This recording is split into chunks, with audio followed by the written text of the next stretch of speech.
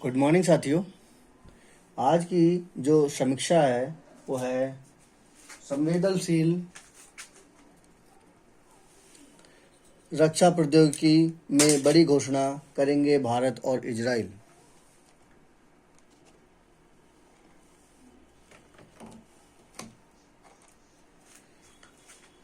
वैश्विक स्तर पर बढ़ती अनिश्चितताओं के बीच भारत ने अपनी रक्षा तैयारियों को जबरदस्त धार देना शुरू कर दिया है। मंगलवार को भारत ने एक तरफ अपने एक प्रमुख रक्षा साझेदार देश फ्रांस के साथ रक्षा सहयोग के अगले 5 वर्षों के रोड मैप को अंतिम रूप दिया, तो दूसरी तरफ एक अन्य रक्षा साझेदार देश इजराइल के साथ बहुत ही अहम रक्षा समझौता करने की तैयारी है, जो बेहद संवेदनशील प्रौद्योगिकी से जुड़ा है। इस बारे में समझौता अगले हफ्ते प्रधानमंत्री नरेंद्र मोदी की इजराइल यात्रा के दौरान होने की संभावना है। इजराइल के नई दिल्ली में राजदूत रुवेन अजहर ने दैनिक जागरण में ये बताया है कि ये बात क्या है। शेष हजार ने कहा है कि प्रधानमंत्री मोदी और राष्ट्रपति बेंजामिन नेतन्याहू मिलते हैं तो कुछ अच्छी चीज़ें निकलती हैं। इस बार भी भारतीय प्रधानमंत्री की यात्रा बहुत ही सफल रहने वाली है। मोदी की इजराइल यात्रा की आधिकारिक घोषणा अगले 2-3 दिनों के भीतर होने की संभावना है। इजराइल यात्रा 2-3 दिनों के भीतर होने की संभावना है, लेकिन दोनों देशों के अधिकारी इस दौरान होने वाली घोषणाओं को अंतिम रूप देने में जुटे हैं।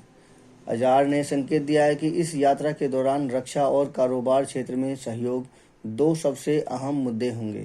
खास तौर पर रक्षा क्षेत्र में एक महत्वपूर्ण समझौता होने जा रहा है, जो दोनों देशों के बीच अधिक संवेदनशील तकनीकी के आदान प्रदान और संयुक्त विकास का मार्ग प्रशस्त करेगा। उन्होंने कहा है कि हमारे संबंधों में जो क्रांतिकारी बदलाव आया है उसका उच्चतम स्तर प्रधानमंत्री मोदी को इजराइल यात्रा के दौरान देखने को मिलेगा। ये एक बहुत ही बड़ी जीत है भारत के लिए अगर ये समझौता हो जाता है, क्योंकि इजराइल इस वक्त उभरते परिवेश में सबसे महत्वपूर्ण घटक है हमारे भारत के लिए। हम कई महत्वपूर्ण मुद्दों पर काम कर रहे हैं।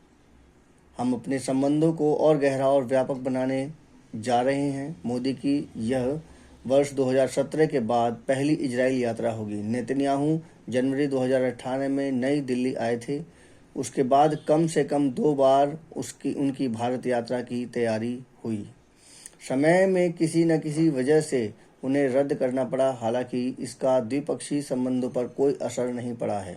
इजरायली राजदूत के अनुसार प्रस्तावित समझौते के बाद दोनों देश केवल रक्षा उपकरणों की आपूर्ति तक सीमित नहीं रहेंगे, बल्कि नई परियोजनाओं पर संयुक्त रूप से काम करेंगे।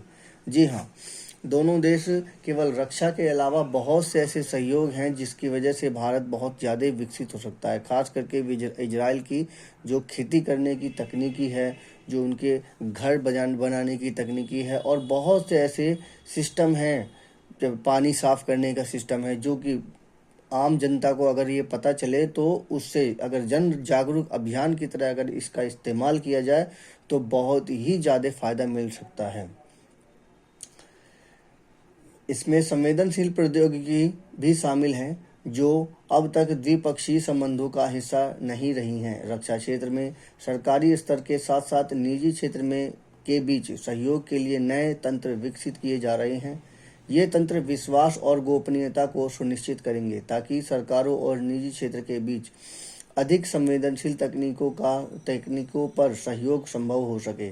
रक्षा के अलावा दोनों देश अब उभरती प्रौद्योगिकियों पर भी गहन सहयोग बढ़ाने की दिशा में काम कर रहे हैं।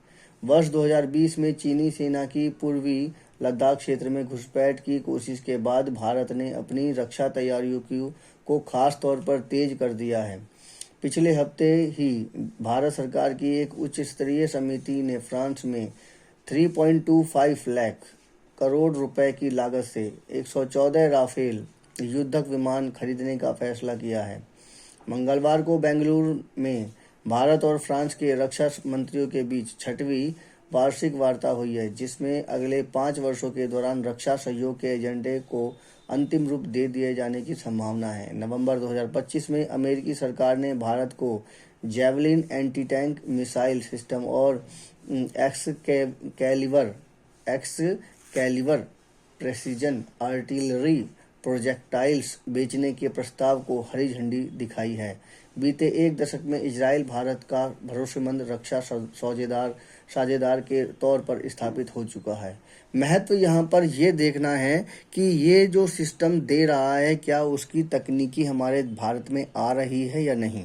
सबसे महत्वपूर्ण बात ये है, और इसी की वजह से वो कोई भी नया सिस्टम बनाया जा सकता है। जैसे कि यहाँ पर एंटी जैवलिन है, एंटी टैंक मिसाइल, इसका सिस्टम हमारे यहाँ पर आ रहा है या नहीं, जिसका इस्तेमाल हम लोग ड्रोन में, अगर हम इसका इस्तेमाल करें तो कोई अगर ड्रोन को मारता है तो वहाँ पर वो हमारे को मतलब ड्रोन को सेव कर सकता है। इस तरह के अगर हमें तकनीकी अगर जब तक हमारे हाथ में नहीं आती है तब तक हम इसमें सफल नहीं हो पाते हैं। तो बहुत से ऐसे चीज़ हैं जो कि हमें इजराइल से सीखनी पड़ेगी। मेरी समीक्षा कैसी लगी कृपया कमेंट कीजिए, मेरे चैनल को सब्सक्राइब कीजिए। बहुत ही इम्पोर्टेंट और महत्वपूर्ण न्यूज़ सुनने के लिए जो लंबे समय तक काम आती हैं, परीक्षा उपयोगी होती हैं, वो सब हमारे इसी चैनल पर मिलती हैं। धन्यवाद।